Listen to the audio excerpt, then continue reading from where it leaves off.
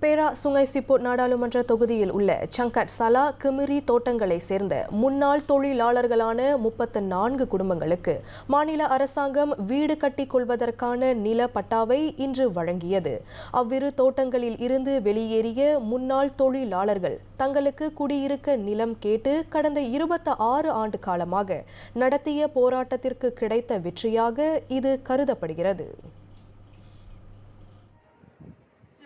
பேரா மாநிலத்தை உட்படுத்திய பல தோட்டங்கள் ரப்பரில் இருந்து செம்பனை பயிரீட்டிற்கு மாற்றப்பட்ட போது வேலை இழந்த பலரில் சங்கட் சாலா மற்றும் கிமிரி தோட்ட மக்களும் அடங்குவர் என்று பேரா மாநில ஆட்சிக்குழு உறுப்பினர் டத்தோ ஆ சிவனேசன் தெரிவித்தார். வெளியான பிறகு அவர்களுக்கு வீடு இல்லை தங்குவதற்கு. அப்போ அரசாங்கத்துக்கிட்ட எங்களுக்கு வீடு வேணும், இல்லாட்டி நிலம் கொடுங்க அப்படின்னு கேட்ட பிறகு 2005 அரசாங்கத்துக்கு சொந்தமான 100 ஏக்கர் நிலம், அதில் சிலர் மீன் வளர்த்துக்கிட்டு மீன் வளர்ப்பு மாடு வச்சுக்கிட்டு இருந்தாங்க. அந்த நிலத்தை எடுத்து அரசாங்கம் இவர்களுக்கு ஒரு கம்பமாக ஆர்பிடி பத்து சத்து கூறப்படும் சுங்கை சிப்போட்லேயே ஒரு கம்பமாக உருவாக்கி அவர்களுக்கு இந்த நிலப்பட்டா கொடுக்கணும்.